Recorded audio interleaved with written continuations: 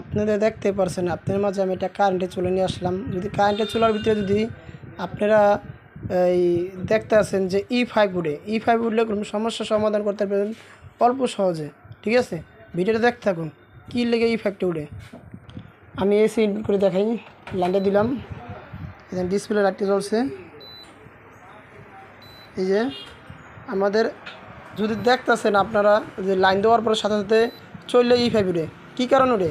আমাদের এই মোটরটা খারাপ থাকলে গেলাম E5 উঠবো, বেশিরভাগই মোটরটা খারাপ হয়। ঠিক আছে, আমরা বেসিক্যালি মোটর লাগাই, আপনার দেখাই যে E5টা উঠে।